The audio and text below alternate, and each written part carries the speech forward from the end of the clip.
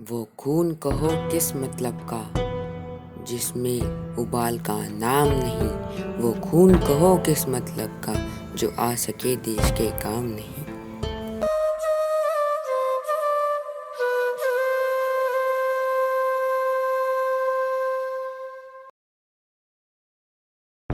हिंदुस्तान की आज़ादी की कहानी, जंजीरों से जकड़े दिल और गुप्त काली अंधेरी रातों की कहानी। कहानी उनकी जिनके अनगिनत पीठ और कंधों पर चढ़कर आज़ादी का सूरज हिंदुस्तान के आसमान में उठ हुआ। 1857 ब्रिटिश औपनिवेशिकता का एक क्रूर, शातिर और दमनकारी चेहरा ईस्ट इंडिया कंपनी ने सिपाहियों को एक नई किस्म की एनफील्ड राइफल दी। इसे भरने के लिए कारतूसों को दांतों से काटकर खोलना पड़ता था। ऐसा करना हिंदू और मुस्लिम सिपाहियों के धार्मिक भावनाओं के खिलाफ था, क्योंकि कारतूसें चर्बी से बनी हुई थी। और इन्हीं परिस्थितियों में अंग्रेजों के खिलाफ ऐतिहासिक विद्रोह का शंखनाद करने वाले प्रथम नायक मंगल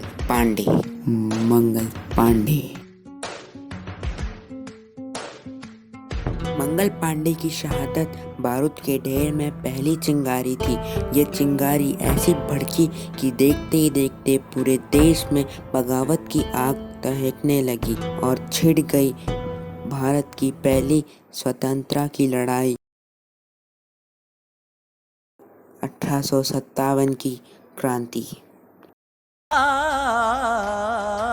वक्त आने पर बता देंगे तुझे ये आसमां, हम अभी से क्या बताए क्या हमारे दिल में है। तूफानों की टोली और नसों में इनकलाब, होश दुश्मन के उड़ा देंगे हमें रोको ना। दूर रह पाए जो हमसे दम कहाँ मंजिल में है, सरफरोशी की तमन्ना अब हमारे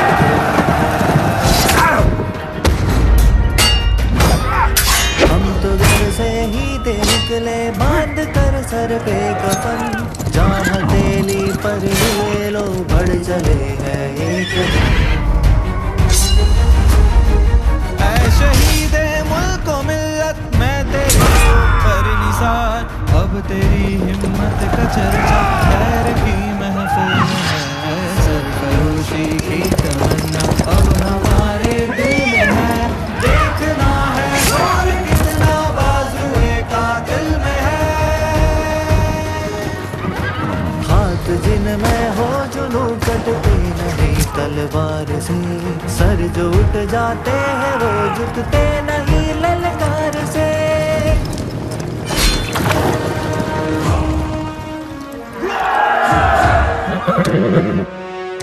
इनकी गाथा छोड़ चले हम झांसी के मैदानों में, जहाँ खड़ी है लक्ष्मी बाई मर्द बनी मर्दानों में। उसने ले हर गोलों के मुंह हमने सुनी कहानी थी, खूब लड़ी मर्दानी वो तो झांसी वाली रानी थी।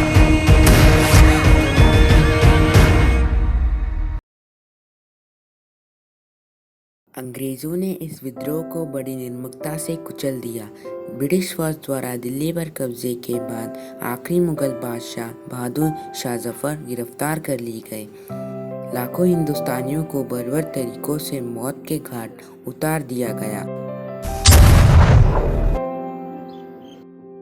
इसी के साथ स्वतंत्रता संग्राम के इतिहास में एक युग का अंत हो गया। बंगाल भारतीय राष्ट्रीय चेतना का एक सशक्त केंद्र। इसी चेतना को तोड़ने के लिए हिंदू और मुसलमानों के बीच कूट डालने के लिए सरकार ने घोषणा की बंगाल विभाजन की, और फिर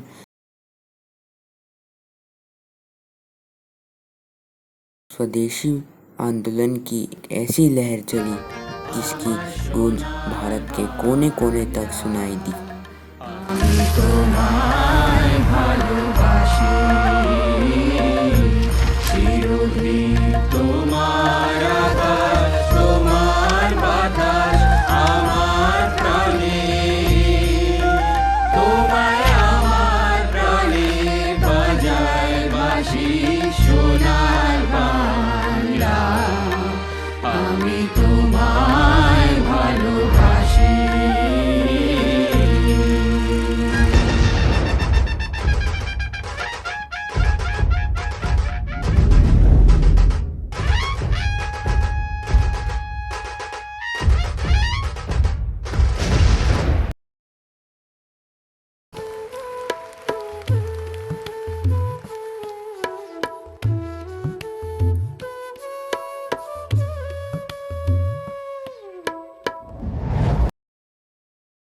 स्वदेशी आंदोलन का नेतृत्व कर रहे नेताओं को अंग्रेज गिरफ्तार करने लगे और ये आंदोलन धीरे धीरे खत्म होने लगा। स्वतंत्रता संग्राम के नवमंडल में एक नए सूर्य का उदय हुआ।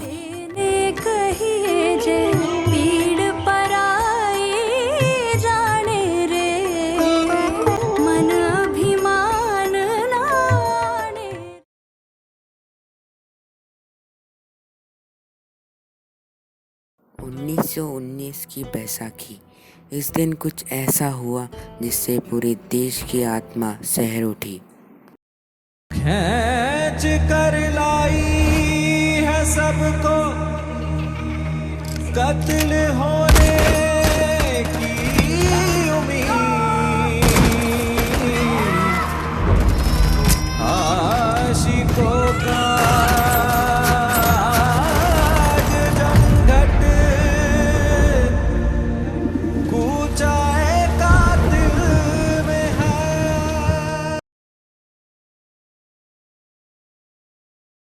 आज़ादी के इस संघर्ष को अगले चरण तक पहुंचाने के लिए गांधी जी ने अहिंसक असहयोग आंदोलन की घोषणा की। इसका उद्देश्य स्वशासन की स्थापना और स्वराज की प्राप्ति थी। जनता ने इस घोषणा को हाथों हाथ ले लिया। लोगों ने सरकारी नौकरियों, अंग्रेजी स्कूल और कॉलेजों, विदेशी कपड़े और सामानों का बहिष्कार करना शुरू कर दिया और स्वदेशी चीज़ों का इस्तेमाल करने लगे।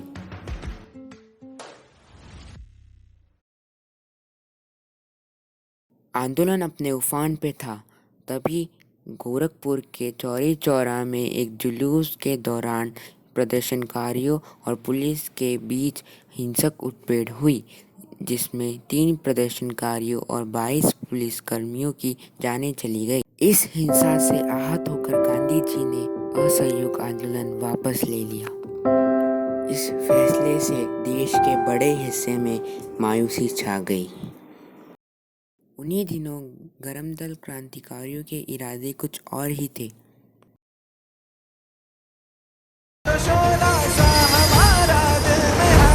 सरफरोशी की तमन्ना अब हमारे दिल में है, सरफरोशी की तमन्ना अब हमारे दिल में है।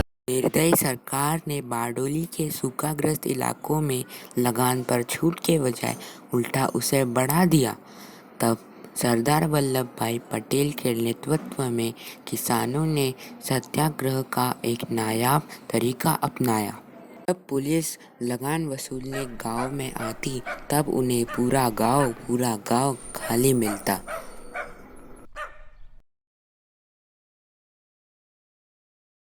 देश भर में स्वतंत्रता सेनानी अपना सर्वस्व छोड़ने के लिए तैयार थे।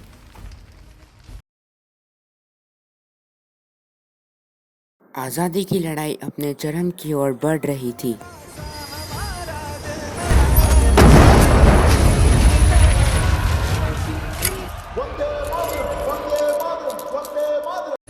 अब इस संघर्ष से पीछे हटना नामुमकिन था।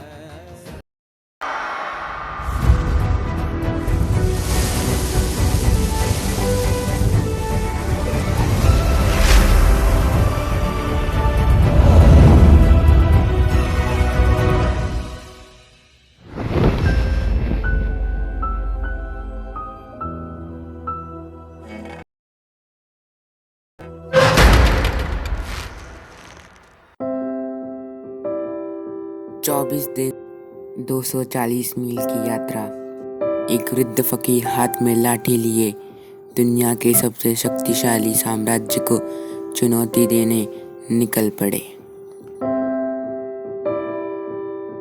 इस अद्भुत दृश्य में कुछ ऐसा जादू था कि देश भर में लोगों का मन आंदोलित हो उठा। बेरहम ब्रिटिश सरकार नमक जैसी बुनियादी चीज के उत्पादन और व्यापार पर रोक लगा चुकी थी।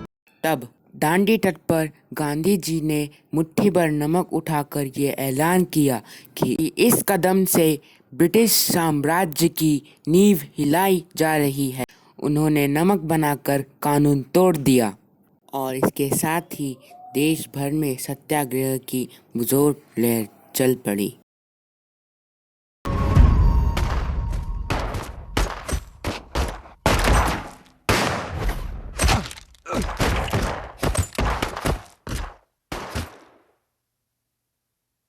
इस रंग में रंग के शिवा ने माँ का बंधन खोला, यही रंग भी हल्दी घाटी में था प्रताप ने घोला।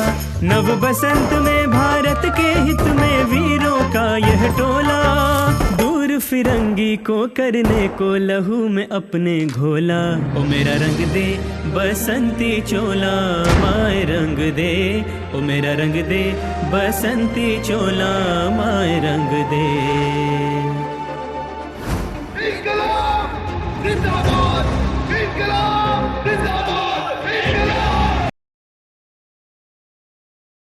आज़ादी की इस लड़ाई को अंजाम तक पहुंचाने के लिए महात्मा गांधी ने भारत छोड़ो आंदोलन की घोषणा की। महात्मा गांधी ने जनता को एक महामंत्र दिया कि करो या मरो, या तो हम भारत को आज़ादी दिलाएंगे या इस कोशिश में अपनी जान दे देंगे। इस आह्वान के कुछ घंटों बाद ही सरकार ने गांधी जी को, नेहरू जी को, अब्दुल कलाम आज़ाद सहित प्रमुख कांग्रेसी नेताओं को गिरफ्तार कर लिया। तब दूसरी पंक्ति के स्थानीय नेताओं ने आंदोलन की कमान संभाल ली।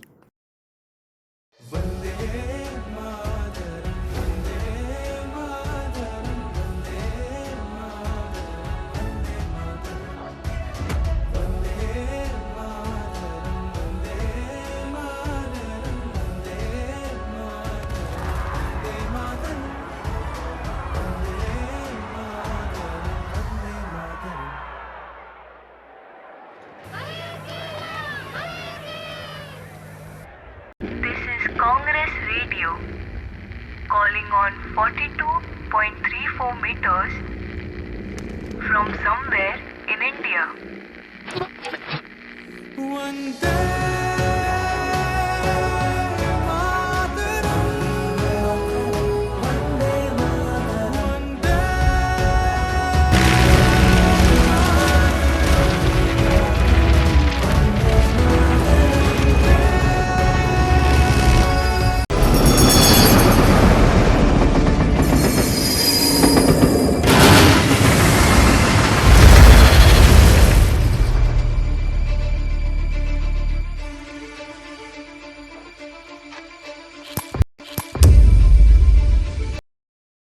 भारत छोड़ो आंदोलन एक निर्णायक मित्र था। इस आंदोलन में पूरा देश कूद पड़ा। पुलिस थानों, कचहरियों, रेलवे स्टेशनों और दूसरे अंग्रेजी सत्ताओं के प्रतीकों पर कब्जा कर उन पर तिरंगा फहराने जाने लगा। न सिर्फ भारी संख्या में लोगों की गिरफ्तारियां हुई, बल्कि कई बार तो फौजी हवाई जहाज़ों से निहत्थे लोगों पर गोली तक चला देते थे।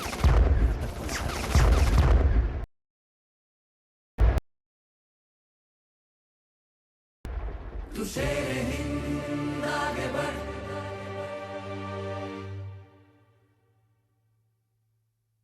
मरने से तू कभी न डर।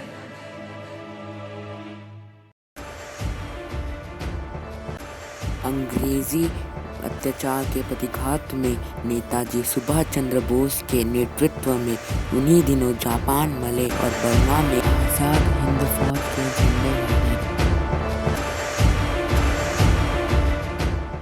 कदम कदम बढ़ाए जा, खुशी के गीत गाए जा, ये जिंदगी है कौम की।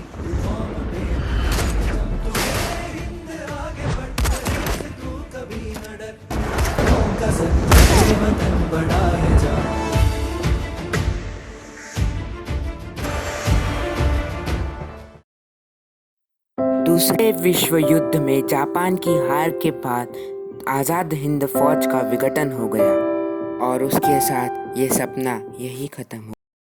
अब भारत की स्वाधीनता का अंतिम युद्ध प्रारंभ हो चुका था। आज़ादी के दीवाने अपने अथक सागर संघर्ष और कुर्बानी की धधकती लहरों में सदियों की गुलामी और शोषण की जंजीरों को पिघलाने की कगार पे थे। ये क्षण आसमान के सीने पर तिरंगा फहराने का क्षण था।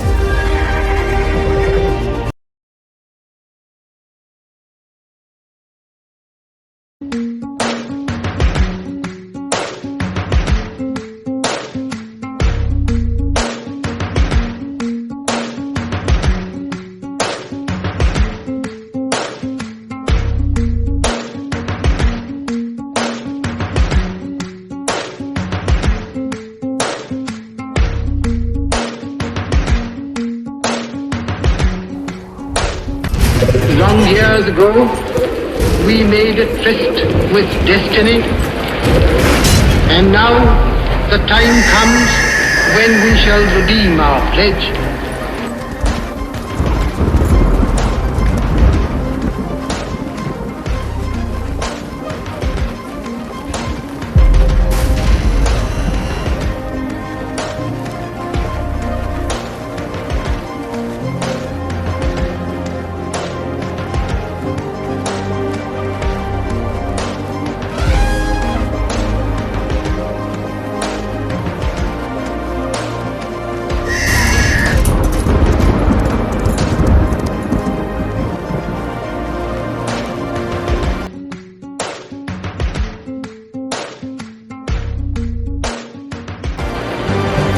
The stroke of the midnight hour, when the world sleeps, India will awake to life and freedom.